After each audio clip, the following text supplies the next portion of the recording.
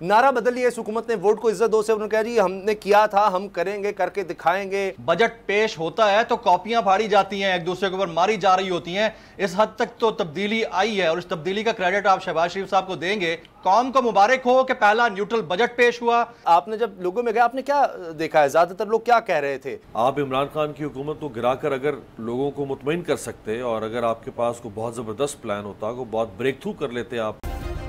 Subscribe करें और bell दबाएं ताकि कोई खबर रह न जाए। नारा बदल लिया इस हुकूमत ने, वोट को इज्जत दो से उन्होंने कहा जी हमने किया था, हम करेंगे, करके दिखाएंगे। आपको नजर आ रहा है इस बजट के बाद ये करके दिखाने वाले हैं? बहुत शुक्रिया उसामा। कौम को मुबारक हो कि पाकिस्तान की तारीख का पहला न्यूट्रल बजट पेश कर दिया गया। न्यूट्रल ऐसे कि पार्लियामान के अंदर हुकूमत ही हुकूमत थी, कहीं पर आप और हमें अपोजिशन नज़र नहीं आई। वो जो बराए नाम अपोजिशन बेंचों के ऊपर बैठे हुए थे, शायद तारीख में जो आमरीन आए थे उनको हटा के आप जितने भी जमहूरी शख्सियात आए हैं उनके अदवार में जब जब देखते हैं बजट पेश होता है तो कॉपियां फाड़ी जाती हैं, एक दूसरे के ऊपर मारी जा रही होती हैं। इस हद तक तो तब्दीली आई है और इस तब्दीली का क्रेडिट आप शहबाज शरीफ साहब को देंगे कि पूरी हुकूमत ही हुकूमत थी। कौम को मुबारक हो कि पहला न्यूट्रल बजट पेश हुआ। कौम को मुबारक हो कि किसी किस्म का कोई हैजान नहीं था, कोई परेशान नहीं था। कौम को मुबारक हो कि हर तरफ हुकूमत ही हुकूमत थी। कौम को मुबारक हो कि आपने एक आम आदमी को, गरीब को जिंदा दरगोर कर दिया है, बस कफन दफन की जरूरत है। कौम को मुबारक हो कि गरीबों से पैसा लेकर अमीरों की कफालत के ऊपर इस्तेमाल हो रहा है। गो के आप तरक्की याफ्ता ममालिक में जाकर देखें तो वहां से अमीर से पैसा लेकर गरीब की कफालत होती है, लेकिन पाकिस्तान में ऐसा नहीं है। कौम को मुबारक हो कि शायद पाकिस्तान की पॉलिटिकल हिस्ट्री में पहली दफा एक वजीर आजम को हुकूमत से निकाले जाने के बाद उनके ऊपर चार्जशीट ये है कि उन्होंने अवाम की भलाई के लिए कीमतें रोक कर रखी, क्योंकि वो IMF जैसे इदारों के दबाव में ज्यादा नहीं आना चाह रहे थे। मुबारक हो कि आपने पिछले 15 दिन के अंदर 60 रुपए पेट्रोल बढ़ा दिया और अब उसमें मजीद जो उसके टैक्सेस हैं उसको बढ़ाकर आप इसको 250 तक ले जाना चाहते हैं। यहां पर एक और बड़ी मुबारकबाद की बात यह है कि रेमिटेंसेस, जिसको आप टैक्स फ्री कहते हैं, और पूरी दुनिया में डिजिटल इकोनॉमी को अगर हम देखते हैं, मेरे ख्याल में यहां पर कुछ लोग हमारे दोस्त बैठे हैं वो अंडरस्टैंड करेंगे इस चीज को कि यूट्यूब, गूगल, इसके अलावा फेसबुक की जो अर्निंग है ये टैक्स फ्री होती है पूरी दुनिया में।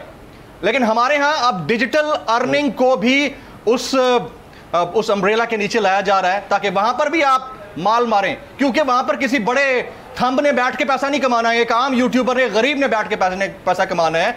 तो कौम को मुबारक को बड़ा जबरदस्त न्यूट्रल बजट है, इसमें से निकलना कुछ नहीं है। अल्फाज, आदादो शुमार, इसका गोरख धंधा है और इस गोरख धंधे में आप और हम बैठकर यहां पर क्रॉस सेक्शन और डाइसेक्शन करते हैं और फंसता वो एक आम आदमी है। मुझे बताइए, पाकिस्तान की पूरी पॉलिटिकल हिस्ट्री से लेकर आमराना अदवार के अंदर तक में देख लें, क्या किसी शख्स ने ऐसे ने बजट बनाया जिसकी अपनी घर का जो राशन है वो कभी उसने जाकर खरीदा हो? आप मुझे सिर्फ ये बता दें, क्या कभी इन्होंने जाकर अपने घर के लिए टमाटर या प्याज या फिर आटा खरीदा होगा अपने हाथ से? कोई ऐसा शख्स जो 30,000 रुपए में एक महीने का किसी का घर का बजट बनाकर दे सकता हो? तो ये सिर्फ अल्फाज का गोरख धंधा है। इसके रेपरकशंस आप अगले 10-15 दिन में देखिएगा। जो महंगाई यहां तक है 20 से 25%, आप शौकत तरीन साहब फरमा रहे थे बढ़ेगी, और एक आम जो एनालिस्ट है वो ये कहता है कि कम से कम 30 to 40% महंगाई मजीद बढ़ेगी। अब इस महंगाई में आप और हम, खान साहब के जो दावे थे और वादे थे ना कि आप और हम जो है वो ट्रैवल करें तो साइकिलों पर ट्रैवल करें और प्रोटोकॉल्स ना हो, वो खान साहब नहीं पूरा कर सके। वो ये कर सके हैं नवाज शरीफ के दौरे हुकूमत में इनका स्लोगन ही हमेशा, मोनोग्राम ही हमेशा साइकिल रहा है। तो कम से कम उस हद तक हम बहुत बेहतर और राइट साइड पर जा रहे हैं। अमीर अब्बास, चूंकि बात फिर कहीं और निकल जाती है, वो सवाल कि आपने जब लोगों में गया आपने क्या देखा है, ज़्यादातर लोग क्या कह रहे थे? शायद मुझे इस तरह गलत लग रहा है, हम चूँकि 15 साल से ज़्यादा अल्हम्दुलिल्लाह हो गए हैं और हर साल बजट में कुछ ना कुछ, हम जब न्यूज़ में होते थे तब करते थे या प्रोग्राम में करते हैं डिस्कशन, मैंने इतना खौफज़दा मायूस कौम को पहले नहीं देखा। हर दफ़ा होता है जी हमारे लिए कुछ नहीं, हमारे लिए कुछ नहीं, लेकिन इस दफ़ा 60 रुपये एक हफ़्ते के अंदर अंदर पेट्रोल, गैस, बिजली ये सब चूँकि बढ़ चुका है। तो जब आप लोगों में गए क्या तासुरात थे लोगों के? देखिए, लोग तो जारी बात है दो वजह से नाराज़ हैं। एक तो बहुत सारे लोग जो इमरान खान साहब के हामी हैं, उनको इस बात का शिकवा है कि इमरान खान साहब की हुकूमत को क्यों ख़त्म किया गया, और दूसरा ये कि इस हुकूमत के पास भी देने को कुछ नहीं है।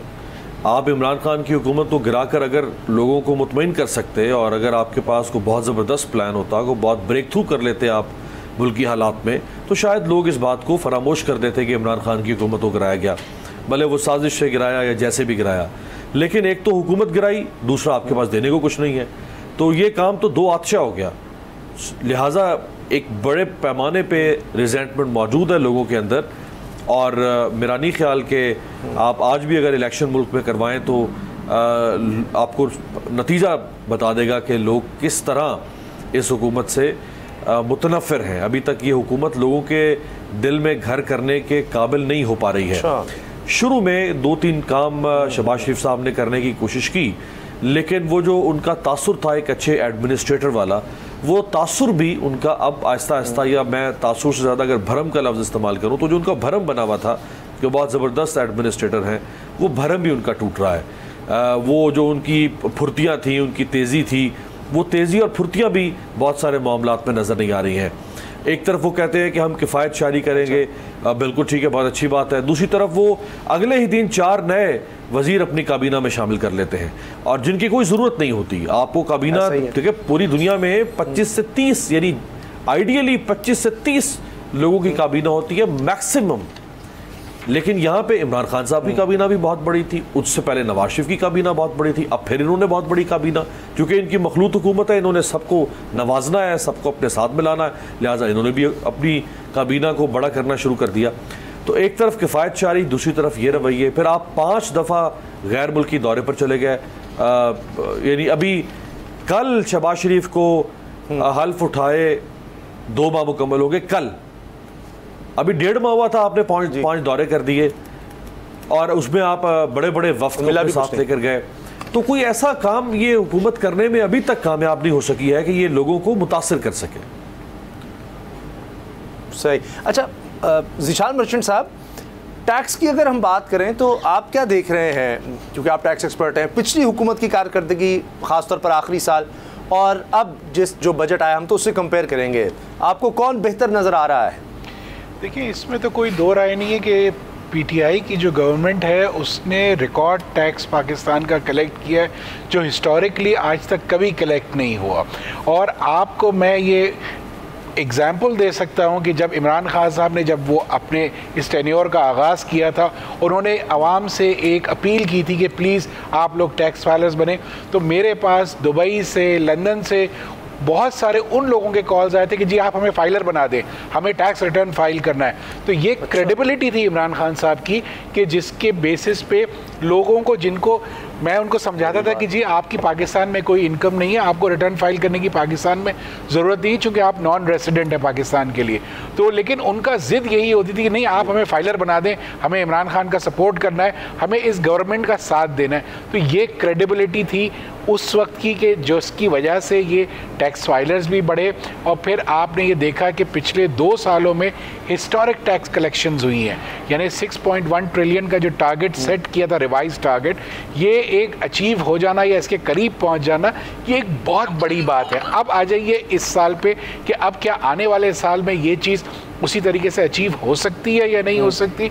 यकीनन आपने अपनी ग्रोथ को खुद स्लो करने की बात की है जीडीपी की, कि आप 6% से जो है 5% का टारगेट कर रहे हैं। इसका मतलब ये है कि आप अपनी इकॉनमी को स्लो करना चाहते हैं। इकॉनमी स्लो करने का मकसद ये है कि बिजनेसेस कम पैदावार करेंगे और कम सेल करेंगे, जिसकी एक इंडिकेशन ये है कि आपने इंटरेस्ट रेट को बढ़ा दिया है, और इंटरेस्ट रेट इस वक्त जो है हाईएस्ट लेवल पे है। तो इसका मकसद ये हुआ कि जितना भी बिजनेस होगा और जो बोरोड कैपिटल पे हो रहा है, उसकी बुनियाद पे इंटरेस्ट ज़्यादा देना पड़ेगा उन कारोबारों को, कारोबारी तबके को, और उसके साथ इसका इम्पैक्ट ये होगा कि आपकी सेल्स प्राइस बढ़ेगी। जब आपकी सेल या सेलिंग प्राइस जिसको कहते हैं, जब वो बढ़ेगी तो इसका मतलब है कि आपकी महंगाई बढ़ेगी। उसकी वजह ये है कि आपकी कुव्वत ख़रीद जो है वो तो बढ़ नहीं रही, क्योंकि सैलरीज उतनी ही उसी लेवल पे रहेंगी आपकी, और आपकी जो डिस्पोजेबल इनकम है वो नहीं बढ़ रही। तो इसका मकसद ये है कि महंगाई का जो टारगेट 11.5% तय कर रहा है, इन्होंने रखा है, वो इससे कई गुना ज़्यादा हो सकता है या इससे बहुत ज़्यादा हो सकता है। तो मुझे ये बड़ा मुश्किल लग रहा है कि अगर इकोनॉमी स्लो होगी। उस पर खौफनाक बात यह, एक तरफ हाँ जी आप फरमा रहे हैं कि महंगाई कहीं ज़्यादा होगी, जो टारगेट है उससे शायद 20% 30% खतरा जाहिर किया जा रहा है, और दूसरी तरफ जब मईशत नीचे जाएगी, जो खुद ये कह रहे हैं, तो रोज़गार भी लोगों का जाएगा। यानी मार्केट में लोग आ रहे हैं, एक तो उनको रोज़गार मिल रहा है, और जो पहले रोज़गार थे अगर कुछ, तो वो बेरोज़गारी भी बढ़ेगी। तो ये दोनों काम बड़े खतरनाक है। देखिए, आप आपके सामने रखना चाह रहा हूं, उसको एक चीज शॉर्ट कमेंट दें। इसको आप ये चीज़ देखिए कि जब इमरान खान साहब का जो टेन्योर था, इसमें कौन से ऐसे सेक्टर्स हैं जिसमें भरपूर काम हुआ था। कंस्ट्रक्शन सेक्टर में इमरान खान साहब ने चेंजेस लेके आए, कंस्ट्रक्शन सेक्टर में बड़ा तेज़ी से जो है ग्रोथ आपको नज़र आई। फिर इसी तरीके से लार्ज स्केल मैन्युफैक्चरिंग सेक्टर में आपको बहुत तेज़ी से ग्रोथ नज़र आई, क्योंकि कोविड के टाइम पे आपने सस्ते लोन्स दिए, लोगों ने मशीनरीज इंपोर्ट की, वो मशीनरीज पाकिस्तान में लगी, और अब उससे जो है आपकी ना सिर्फ एक्सपोर्ट बढ़ रही है, बल्कि आपकी जो नॉर्मल जो जीडीपी का साइज है वो भी बढ़ रहा है। तो आपको ये चीज़ें देखना बड़ा ज़रूरी है कि कौन से वो अच्छे स्टेप्स लिए गए थे उस दौर में, जिसकी वजह से ये सारी चीज़ें एक स्टेप सर जी ब्रीफली इस पर जरा कमेंट कर दीजिएगा कि रिटेलर्स के हवाले से, यानी इसको हम दुकानदारी कहेंगे, जो चीज़ें डायरेक्ट कंज्यूमर को बेच रहा है दुकानदार, जिसको आप आम लफ्ज़ में कहेंगे, 20,000 जिसका बिल होगा जी, उसको 5% देना होगा टैक्स उस पर, यानी बिल के लिहाज से उसमें ऐड होकर आएगा। 20 से 25,000 जिसका बिल है उस पर 7.5%, 25 से 30,000 जिसका है उसको 3,000 फिक्स्ड देना होगा, 30,000 से 50,000 जिसका उसको 10,000 का ये देना होगा। तो ज़िशान मर्चेंट साहब, इस पर क्या कहेंगे आप? ये टैक्स कलेक्शन का एक अच्छा तरीका आप समझते हैं इसको? देखिए, कमर्शियल मीटर्स पे तो हमेशा से इलेक्ट्रिसिटी पे टैक्स, सेल्स टैक्स भी लगता रहा और इनकम टैक्स भी लगता रहा। ऑब्वियसली ये इन्होंने इसके स्लैब्स को थोड़ा सा एडजस्ट किया है, और इस एडजस्टमेंट की वजह से टैक्स थोड़ा ज़्यादा कलेक्शन होगा। लेकिन ये बात कि ये पहले नहीं था टैक्स, ऐसा नहीं है। ये टैक्स हमेशा से रहा है कमर्शियल मीटर्स पे, यानी जो भी दुकानदार है या जो भी कमर्शियल एक्टिविटी कर रहा है, जैसे बिजनेस सेंटर्स हो गए या जितने भी ये कमर्शियल प्लाजाज हैं, इनमें जो भी ऑफिसेज या होंगी, ये सब वो टैक्स देते हैं। इलेक्ट्रिसिटी पे डोमेस्टिक कंज्यूमर, उसका बिल अगर 75,000 से ज़्यादा था पहले, तो वो टैक्स देता था। ये जिसको पिछले साल में, जो पिछले 2-3 सालों पहले 25,000 से ऊपर, वो फाइलर नॉन फाइलर के इम्पैक्ट से चेंज किया गया था। तो ये टैक्स तो पहले से था, अब इसको थोड़ा सा रीविजिट करके उसको स्लैब्स को चेंज किया गया है। तो यकीनन ये पहले भी था, तो इससे इतना ज़्यादा जमील फारूक पड़ेगा जी। अच्छा ठीक है, जमील फारूकी, मिफ्ता इस्माइल साहब फरमा रहे हैं जी, आसान रास्ता था कि हम इलेक्शन की तरफ चले जाते, हमने मुश्किल फ़ैसला किया। वजह यह थी कि अगर हम इलेक्शन की तरफ चले जाते तो मुल्क की मईशत तबाह हो जानी थी। हमने कौमी मफाद को तरजीह दी, सियासी और ज़ाती मफाद पर हमने अपनी पोलिटिकल फ़ायदे को नहीं देखा, बल्कि हमने कौमी मफाद को देखा कि अगर हम इलेक्शन का अनाउंस करते हैं तो मुल्क को नुकसान होगा। हमने मुल्क को फ़ायदा दिया है, और इसलिए अब हम हुकूमत में हैं, इसलिए हमने ये बजट दिया है और मुल्क को बचा लिया है। जमील, हाँ थोड़ा सा उसामा, कौमी मफाद ही को तो देखा है, ये कौमी मफाद ही तो कहलाता है अपने केसेस बंद कराना, कौमी मफाद ही तो कहलाता है मकसूद चपरासी जैसे शख्स से जान छूटती हुई नज़र आना। अब उसकी इन्वेस्टिगेशन चाहे जब भी हो, उसमें से कुछ निकले कि उसकी मौत की वजह क्या रही, लेकिन कम अज़ कम आप और हमें एक ट्रेल जो कि हमें नज़र आ रही होती है उसको तो देखना होगा। हम नहीं देखते कि इस तरह के केसेस में अयान अली के इन्वेस्टिगेटर इंस्पेक्टर के साथ क्या हुआ था, हमें नहीं याद कि रेंटल कामरान के साथ क्या हुआ था, हमें नहीं याद कि इसी तरह हाल ही में जो ब्यूरोक्रेट एक दिल का दौरा पड़ने से जाँ भाग हुए उनके साथ क्या हुआ, या फिर मकसूद चपड़ासी। और गुज़िश्ता दिनों किसी ने एक टीवी शो में बोल दिया था कि इसी को वज़ीर ख़जाना लगा दें, तो नून लीग में तो एक डिक्टेटोरियल माइंडसेट है, शायद किसी को डर पड़ गया हो कि इनमें से किसी को वज़ीर ख़जाना लगा दिया जाए तो उससे पहले ही उसका जाना ज़्यादा बेहतर होगा।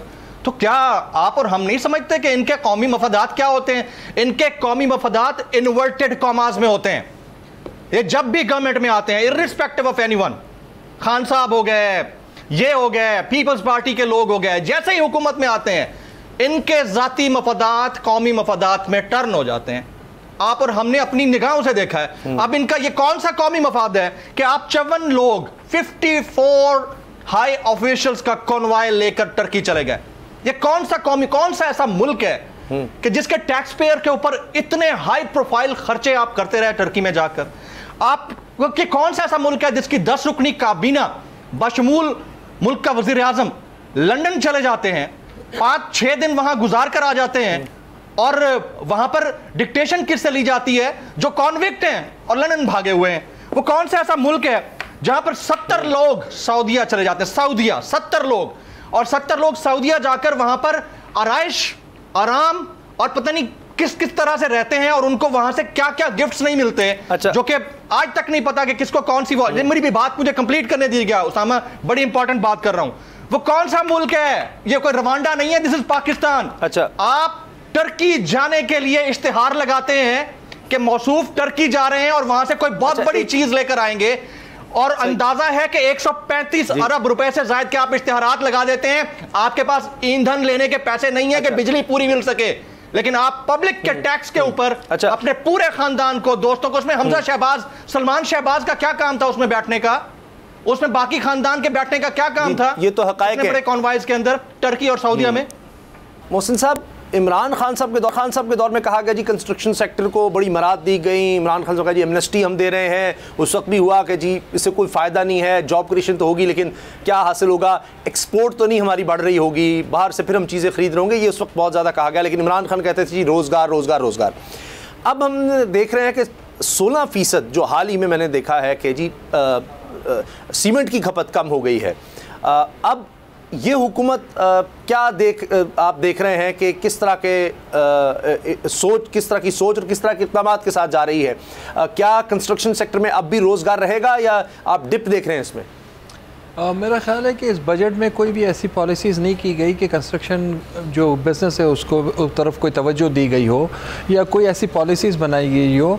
मेरा ख्याल है कि शायद ऐसा, तो मुझे समझ रहा हूँ कि शायद गवर्नमेंट, वो इमरान खान कर रहे थे तो वो इसको ये गवर्नमेंट नहीं कर रही, या इससे क्या फ़र्क पड़ता है? ये पाकिस्तान के लिए चीज़ें होती है, इमरान खान करे या नवाज़ शरीफ करे, इससे क्या फ़र्क पड़ना है? आपने तो बजट में इस मुल्क को चलाना होता है। आपने रियल इस्टेट कंस्ट्रक्शन एक्टिविटी जब चलती है तो 40 एलाइड इंडस्ट्री डायरेक्टली चलती है और जॉब क्रिएशन होता है। शॉर्टफॉल ऑफ हाउसिंग है, घरों की कमी है इस मुल्क में, 12 मिलियन, तकरीबन 10 से 12 मिलियन घर शॉर्ट है। अगर हम नहीं देंगे तो वो कच्ची आबादी और अनप्लान एरिया बनेगा। तो ये तो गवर्नमेंट की जिम्मेदारी है, और जब हम चीज़ें काम नहीं करेंगे तो टैक्स कहाँ से आएगा? जब एक्टिविटी फिजिबल ही नहीं होगी प्रोजेक्ट, अच्छा, तो एक्टिविटी नहीं आएगी आपकी। बजट के हवाले से आप क्या देख रहे हैं? लोगों के लिए कुछ इसमें अच्छा तो नजर आया होगा या कुछ भी नहीं बेहतर नजर आया? देखिए, ये एक इंतहाई मायूसकुन बजट है, और ये जो अपने आप को बहुत ज्यादा समझ रहे थे और कह रहे थे कि हमारे पास बड़े मंसूबे हैं, ये बजट इनका मुंह बोलता सबूत है। इसके पास कोई प्लान नहीं है। ये सिर्फ जो है ना अपने दौलत बचाने के लिए, अपने केसेस खत्म करने के लिए इसमें आए हैं। और ये बजट जो है ना, ये तो गरीब आवाम की कमर तोड़ करके रख दी है, और इसी महंगाई का एक तूफान आएगा। मैं समझता हूँ कि ये अखलाक की जरूरत होनी चाहिए, क्योंकि इनके पास तो वो मैंडेट ही नहीं है। ये हुकूमत में एक नाजायज तरीके से आए हैं, साजिश करके आए हैं, और इसकी वजह से जो अभी ये अवाम पे जुल्म कर रहे हैं और अवाम के खिलाफ के ऊपर नए टैक्स लगा रहे हैं, तो ये तो लोग खुदकशियों पे मजबूर होंगे। मैं समझता हूँ कि इस बजट के खिलाफ हम पूरा एहतजाज करेंगे, हम अवाम के पास जाएंगे और किसी भी सूरत इस बजट को नहीं मानेंगे। और इसका बेहतर तरीका यह है कि अवाम इसके खिलाफ निकल आए और उनको बताएं कि तुम चोर तरीके से तुम्हारे पास ये मैंडेट ही नहीं है, तुम बजट पेश करो। लेकिन कैसरब अवाम कैसे निकले? 17 दहशतगर्दी के पर्चे आपके रहनुमाओं के खिलाफ हो चुके, दहशतगर्दी के सियासी जमात के रहनुमाओं के खिलाफ। डॉक्टर यास्मीन राशिद में शामिल हैं। आप तो शायद फिर भी वकील कर लेंगे, कुछ कर लेंगे। अवाम आएंगे तो वो तो जेल में जाएंगे। वकील करने के लिए कहां से पैसे लाएंगे? खाने के पैसे नहीं है। देखिए, हमने तो हर सूरत में अवाम की आवाज बनना है। हम हर सूरत में ये जितने पर्चे काटे हैं, जितना उसके पास तशद्दुद करे, हमने अपनी आवाम की आवाज उठानी है। हमने इस मुल्क को एक हकीकी तौर पे आजाद मुल्क बनाना है, और इसके लिए ये अच्छा हुआ क्योंकि इनके जो चेहरे है वो आवाम के साथ आया हो गए, इनकी असलियत आवाम के सामने आ गई है। इनके पास कोई प्रोग्राम नहीं है, इसके पास कोई एजेंडा नहीं है, इसके पास सिर्फ एक एजेंडा है, मुल्क बनाओ और जी। ठीक, बहुत बहुत शुक्रिया साबिक स्पीकर कौमी असम्बली असद कैसर साहब।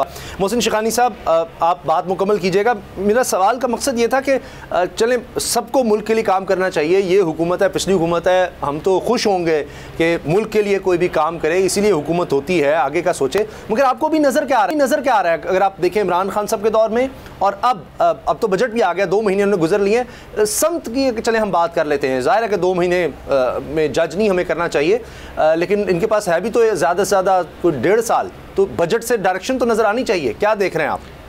बिल्कुल आपका कहना सही है कि एक शॉर्ट टर्म में लोग आए हैं और इनके पास टाइम भी 1.5 साल का है, ये बिल्कुल सही है। लेकिन आप जब भी कोई बजट डिज़ाइन करते हैं, कुछ चीज़ें ऐसी होती है जो ग्राउंड रियलिटीज़ को देखा जाता है। तो हम ये समझ रहे हैं कि कंस्ट्रक्शन एक्टिविटीज़ को आपने उस तरीके से सोचा ही नहीं है, और हम पॉलिटिकल खुदा ना खासा बात नहीं कर रहे, ना हम इमरान खान की बात कर रहे हैं, नवाज़ शरीफ की बात कर रहे हैं, हम तो ये एक मुल्क की बात कर रहे हैं और इकॉनमी की बात कर रहे हैं। और इकॉनमी की जब आप बात करते हैं तो हमें इस मुल्क को आगे लेके जाना है, उसके लिए आपको टैक्स की ज़रूरत है।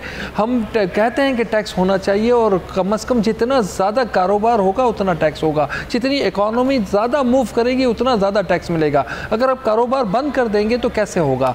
मेरा तो ये कहना था कि हमारे पास तो ये सोचना चाहिए इस गवर्नमेंट को, जो 15 बिलियन का शॉर्टफॉल है, अच्छा, उसको हम कैसे कवर कर सकते हैं। जी ठीक है, जी अच्छा, जी अच्छा शिखानी साहब, फिर एक दफ़ा हमें चूँकि हमाद अज़हर साहब ने ज्वाइन किया है, साबिक वफाकी वज़ीर हमाद अज़हर साहब, ये 750 अरब रुपए की पेट्रोलियम लेवी की बात हो रही है। आपके दौर में 610 अरब टारगेट था, लेकिन 132 अरब इकट्ठा हुआ क्योंकि आपने सब्सिडी दे दी।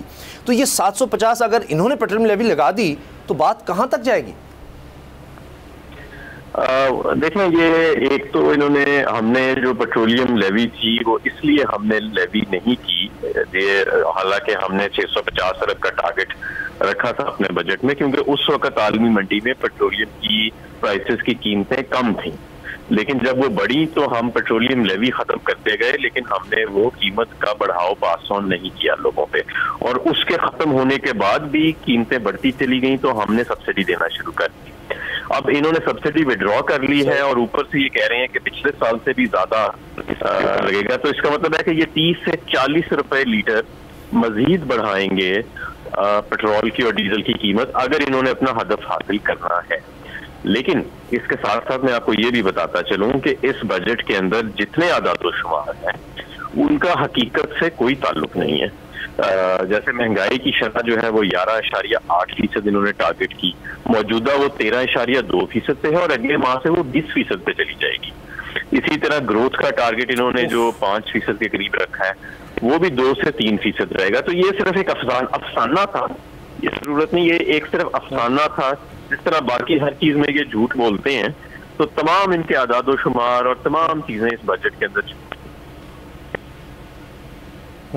हमारे साथ कुछ लोग अजीबोगरीब सवाल भी करते हैं। मरियम साहिबा ने कहा कि जी हमने जो बंद पावर प्लांट्स थे वो चला दिए। लोग ये सवाल करते हैं कि पिछली हुकूमत में अगर वो बंद थे तो लोड शेडिंग नहीं हो रही थी, आपने चला दिए तो लोड शेडिंग हो गई है, इसकी भी समझ नहीं आती। 137 रुपये से एक पैसा बढ़ाने की इजाज़त नहीं दे रहे थे मिफ्ता इस्माइल साहब अपोजिशन में आपको। अब आप ये कह रहे हैं कि जी 30 से 40 रुपये और बढ़ेगा, तो इसका मतलब 210 रुपये अगर है तो आप देख क्या रहे हैं, अंदाज़ा क्या हो रहा है आपको इस बजट को देखते हुए, हुकूमत के 2 महीने को देखते हुए, ये अब कहाँ जाने वाला है फी लीटर पेट्रोल? क्या 250 है, 220 है, 260 है, कहां तक?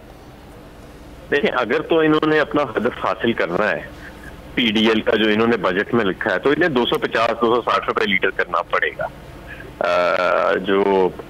ये लेकिन इन्होंने जितने भी हदफ लिखे हैं इसके अंदर, चाहे वो ग्रोथ का है, महंगाई की शरह का है, बजट खसारे का है, उनका सारा हकाइक से ताल्लुक कोई नहीं। वो नंबर्स आपस में मैच नहीं करते।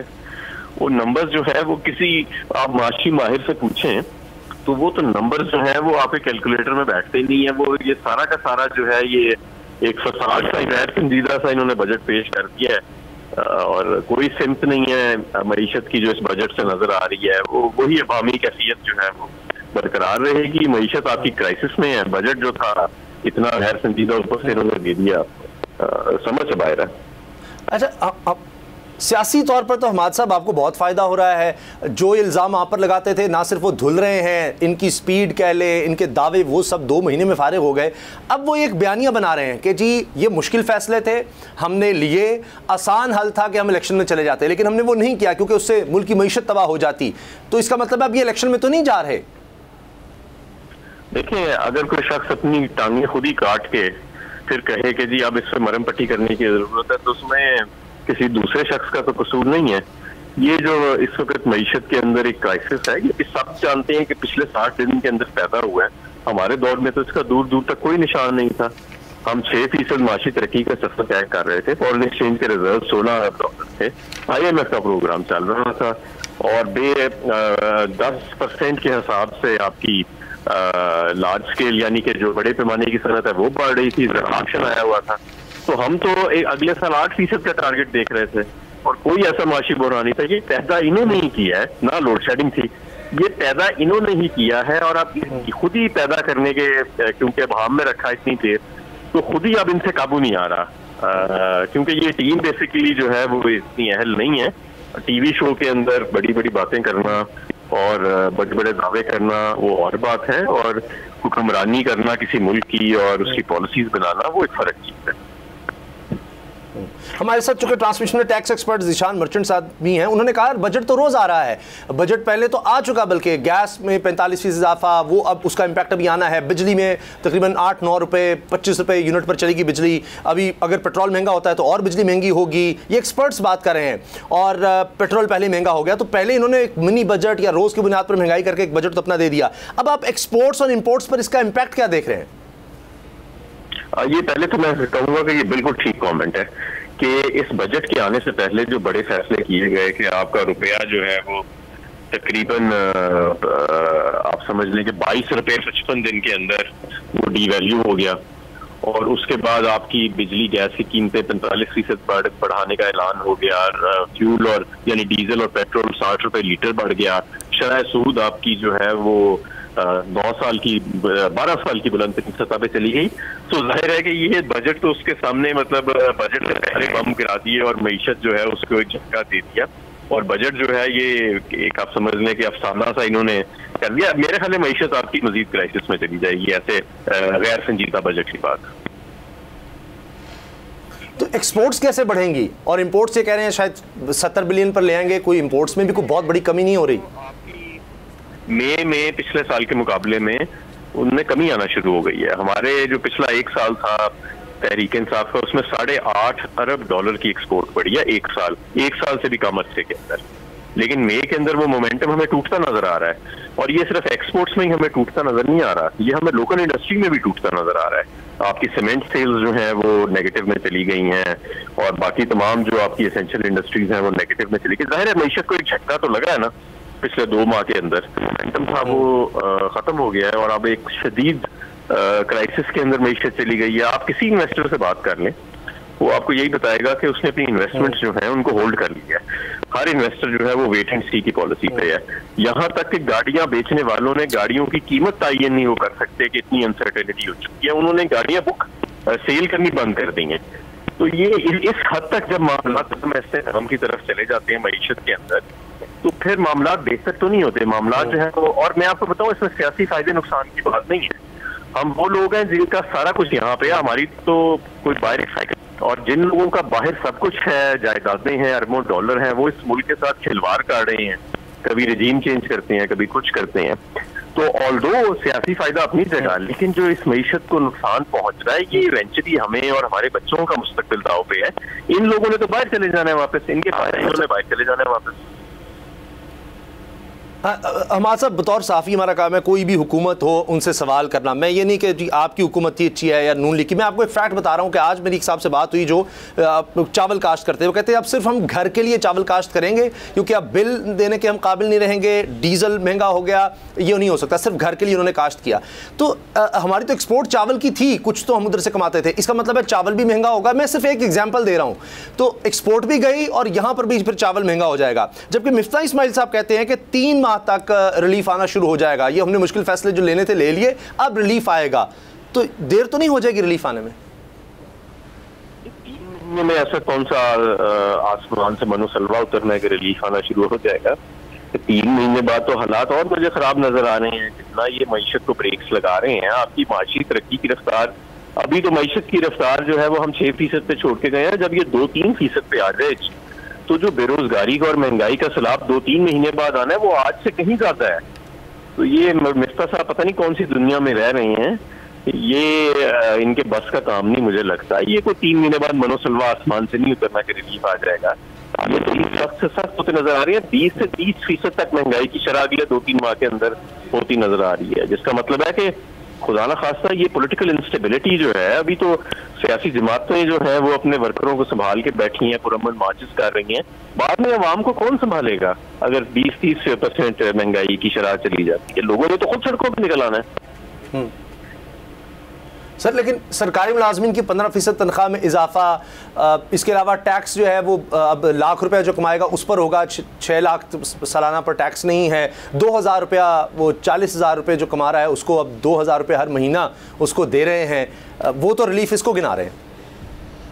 ये तो देखें लोगों की तजलील करने वाली बात है ना, कि अब वो सरकारी मुलाजमीन जिनको पहले भी सारी मराहत मिलती हैं, तनख्वाहें मिलती हैं, वो उनकी 15% इन्होंने तनख्वाह बढ़ा दी है। 40,000 वाले को 2,000 रुपये देंगे, उसकी जो किचन की आइटम्स हैं वो 15,000 रुपये बढ़ा दी है उनकी कीमत।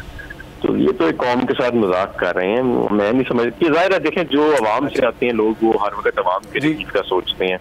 जो बैरूनी मदाखलत से आते हैं वो बैरूनी इदारों को रिलीफ देते हैं। ये लोग जहाँ से आए हैं ये रिलीफ भी उधर ही देंगे। ये हमें, मेरे और आप में आए, ये जहाँ से आए हैं ये रिलीफ उन्हीं को देंगे। जी, हमाद साहब, साबिक़ वफाकी वज़ीर, बहुत बहुत शुक्रिया, आपने हमें वक्त दिया। मोहसिन शेखानी साहब, वक्त बहुत कम रह गया, मैं चाह रहा हूँ सब मेहमानों से शॉर्ट कमेंट। आप हुकूमत को क्या तजवीज़ देंगे? अगर आप जिस तरह कहते हैं, इमरान खान साहब ये कहते रहे कंस्ट्रक्शन सेक्टर चल गया तो रोज़गार आ जाएगा, सबसे ज़्यादा इसमें 40 से 70 इंडस्ट्रीज़ हैं, ये सब कुछ है, ये सब कुछ है। आपकी क्या हुकूमत से अपील है, क्या करें? क्योंकि स्टील, सीमेंट, हर चीज़ की कीमत तो बहुत तेज़ी से बढ़ी है पिछले 3 महीनों में। मैं सिर्फ हुकूमत को ये कहूँगा कि जो हाउसिंग है ये कोई लग्जरी नहीं है, नीड है।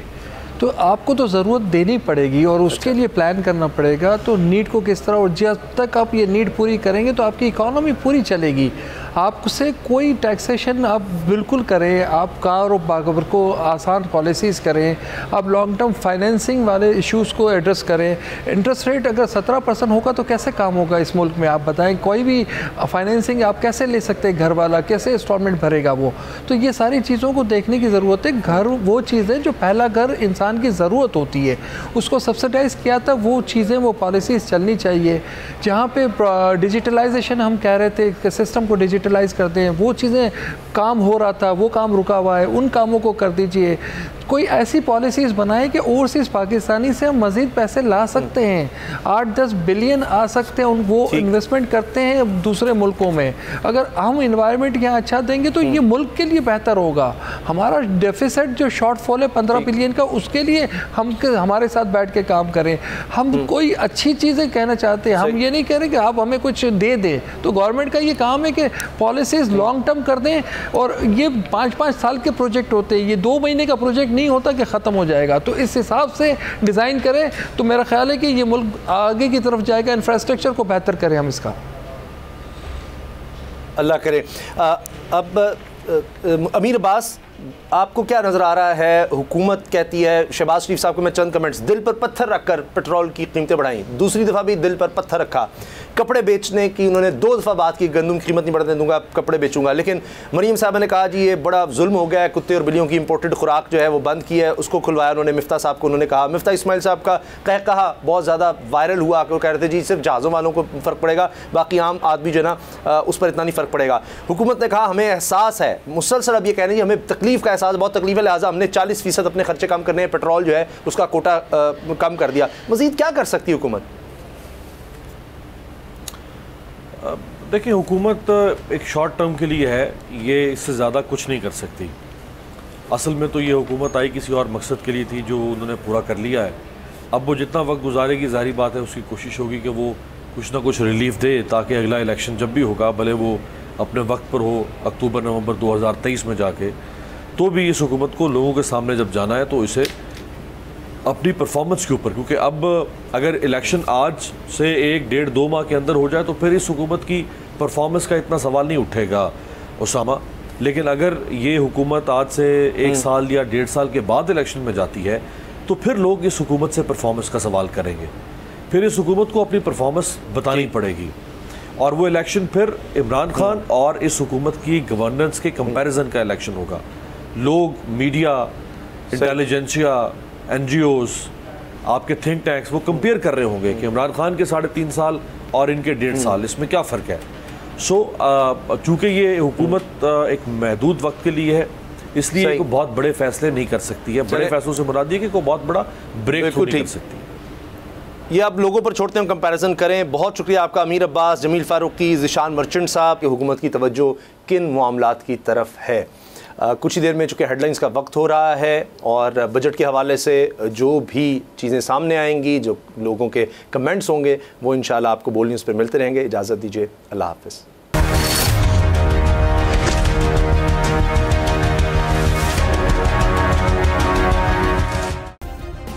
सब्सक्राइब करें और बेल दबाएं ताकि कोई खबर रह न जाए।